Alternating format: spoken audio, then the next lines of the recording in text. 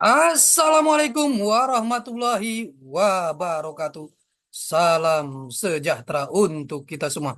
Apa kabarnya rekan-rekan mahasiswa-mahasiswi Universitas Dian Nusantara?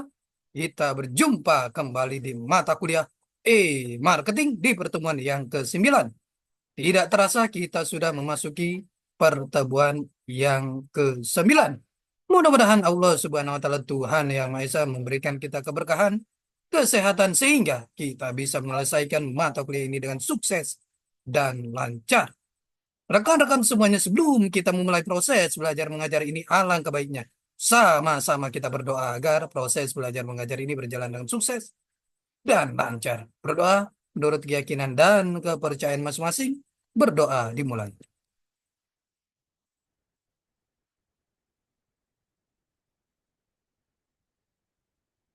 Selesai. Rekan-rekan semuanya, di pertemuan yang ke-9 ini, kita akan membahas materi yang sangat menarik sekali. Mohon izin saya share materinya. Di pertemuan ke-9 ini, kita membahas masalah pemasaran melalui sosial media. Ini materi yang sangat menarik sekali.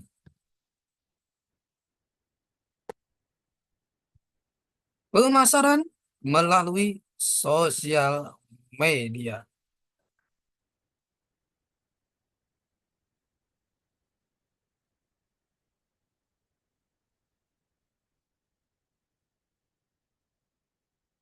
Pemasaran melalui sosial media memang sangatlah penting. Sosial media marketing bagi perkembangan bisnis terutama di era digital ini. Alasan yang membuat tak sedikit orang yang lebih memanfaatkan sosial media adalah karena sangat mudah digunakan dan biaya yang murah menjadi alasan banyak pebisnis untuk mengelola bisnis melalui sosial media marketing. Statistik pengguna internet yang perlu diketahui pada tahun 2016 di Indonesia yaitu terdapat 103,7 juta pengguna internet dan minimal sekali dalam satu bulan 79% di antaranya aktif di sosial media. Sungguh data yang sangat mencengangkan. Namun berdasarkan fakta juga, kira-kira pada satu bulan pertama media marketer yang menyerah dikarenakan mereka kebanyakan menyerah karena merasa tak ada umpan balik positif yang berdampak pada bisnis yang dijalankan. Strategi di sosial media marketing fokus pada satu sosial media, membangun kredibilitas, fokus pada target, membangun relasi. Di sosial media memperhitungkan waktu dan uang. Cara mudah untuk tetap pada tujuan sosial media, menulis dan menjabarkan tujuan, membuat rencana-rencana untuk secara jelas, membuat strategi, objektif, dan taktik, mengatur deadline dari tujuan yang dapat dicapai secara realistis. Sosial media untuk mengembangkan bisnis, media sosial sebagai ajang promosi, cara menggunakannya, ketentuan bisnis dengan media sosial, keuntungan menggunakan media sosial dan tidak hanya keuntungan dan manfaatnya, pahami juga resikonya. 7 strategi pemasaran dengan budget rendah melalui sosial media. Pertama, tentukan sosial media utama. Kedua, tentukan kepribadian. Ketiga, strategi konten. Keempat, strategi promosi. Kelima, buat jadwal rutin. Keenam, jalin kerjasama dengan influencer. Dan yang ketujuh, kita lihat di sini, jalin komunikasi efektif. Dua senjata di dunia marketing, yaitu content marketing dan juga search engine optimization atau SEO. Konten marketing, apa itu konten marketing? Konten marketing adalah teknik marketing untuk membuat dan mendistribusikan konten yang berharga, relevan, dan konsisten untuk menarik dan memperoleh audiens yang jelas. Dengan tujuan untuk mendorong peningkatan tindakan pelanggan yang menguntungkan. Biasanya konten yang dibuat dan dipromosikan akan membantu pembaca dalam beberapa cara dan dalam beberapa hal semata-mata bertujuan untuk hiburan semata. Contoh dari hiburan yang dimaksud bisa kita lihat dari Red Bull. Mereka membuat konten marketing yang disajikan khusus untuk hiburan semata di mana Felix Baumgartner diterjunkan ke bumi dari luar angkasa. Red Bull Star Tours.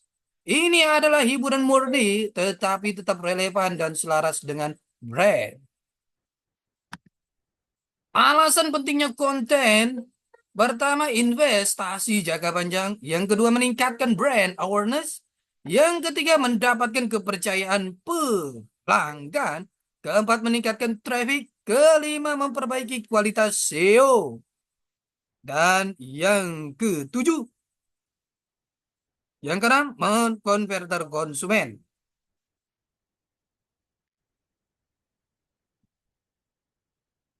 Definisi dari internet marketing itu sendiri, kalau kita lihat di sini, marketing,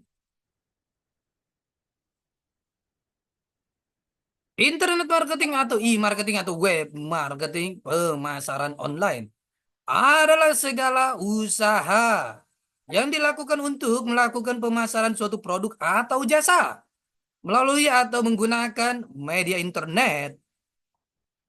Kata E dalam E pemasaran ini berarti elektronik, elektronik yang artinya kegiatan pemasaran yang dimaksud dengan dilaksanakan secara elektronik lewat internet atau jaringan cyber. Teknik e-marketing sebagai penyedia informasi wasit, registrasi pada mesin pencari dan layanan direktori, surat elektronik yang tidak bersifat memaksa, situs interaktif, periklanan penggunaan spanduk-spanduk elektronik, surat elektronik yang bersifat memaksa, dan juga spam. Penyedia informasi pasif, satu situs web dibuat tanpa secara aktif mempromosikan dan mendaftarkannya di layanan direktori atau search engine atau teknik periklanan lainnya. Jenis web seperti ini biasanya dikembangkan oleh perusahaan yang telah mapan. Mereka berharap calon-calon konsumen yang potensial berinisiatif mengunjungi situs mereka. Dalam hal ini web hanya menjadi pelengkap perdagangan konvensional tanpa memiliki strategi perdagangan elektronik yang baik. Web seperti ini biasanya tidak terlalu mahal dan tidak bersifat meningkat antusias calon konsumennya. Registrasi pada mesin pencari dan layanan direktori. Teknik ini lebih agresif. Perusahaan berinisiatif mengundang pengunjung berkunjung di situs webnya dengan mendaftarkan ke mesin pencari dan layanan direktori. Maka konsumen yang menginginkan mencari informasi tentang produk atau jasa dapat terlebih dahulu mencari lewat search engine seperti Google. Email yang tidak bersifat memaksa. Saat ini pemasaran menggunakan email menjadi media periklanan yang populer sebab biaya murah dan memungkinkan perusahaan-perusahaan mengirimkan pesan-pesan HTML yang memuat gambar-gambar produk yang menarik bagi calon konsumen. Caranya dimulai dengan inisiatif perusahaan menawarkan layanan informasi kepada pengunjung situsnya. Jika pengunjung tertarik, mereka dapat mendaftarkan diri, kemudian perusahaan mengirimkan informasi pemasaran secara berkala bagi member. Contohnya mengingatkan hari ultahnya, penawaran update antivirus, berita cuci gudang, dan diskon besar-besaran dari toko buku Amazon.com. Situs-situs interaktif. Beberapa situs mengizinkan pengunjung berinteraksi secara aktif dengan harapan suatu saat kelak mereka akan memanfaatkan produk atau jasa yang ditawarkan perusahaan. Situs-situs interaktif terdapat FAQ, frequently asked question, tentang produk atau jasa yang ditawarkan. Beberapa situs juga mengizinkan para konsumen untuk mengkonfigurasi dan melihat produk-produk rekanan mereka sendiri atau melihat rancangan-rancangan produk masa depan. Contoh, www.honda.com. Iklan menggunakan spanduk elektronik dalam situs seperti www.plaza.com, www.yahoo.com, www.detik.com, dan lain-lain. Biasanya menampilkan spanduk atau banner yang memiliki link ke halaman web perusahaan yang bersangkutan. Penggunaan layanan ini relatif mudah dibandingkan mengiklankan televisi, radio, media cetak, dan lain-lain. Email yang bersifat memaksa biasanya digunakan untuk konsumen lama, bisa mengirimkan iklan ke konsumen yang beberapa waktu tidak mengunjungi web perusahaan. Namun ini harus dilakukan dengan hati-hati. Konsumen-konsumen lama merasa terganggu dengan pengiriman email yang terlalu agresif. Suatu saat akan diblok oleh mereka. Spam, ini adalah salah satu teknik pemasaran yang paling agresif. Spam adalah teknik pemasaran dengan membanjiri komputer-komputer yang ada di jaringan internet dengan banyak salinan pesan-pesan yang sama. Dengan tujuan memaksakan pesan tersebut ke konsumen, terlepas apakah konsumen itu membutuhkan atau tidak. Daftar untuk pengiriman spam ini didapatkan dari mencuri daftar alamat dari mailing list atau menelusuri web-web untuk mencari alamat. Dalam beberapa kasus, spam ini bermanfaat bagi konsumen karena mereka bisa mendapatkan informasi yang mereka tidak tahu di mana mendapatkannya. Tetapi dalam banyak kasus, konsumen justru dibuat repot dengan banyaknya email spam yang tidak diharapkan.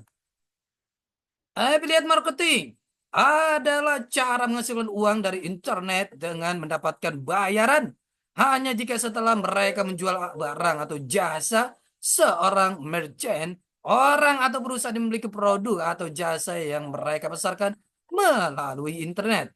Untuk orang-orang yang tidak memiliki produk atau jasa untuk dijual bisa membantu menjualkan produknya.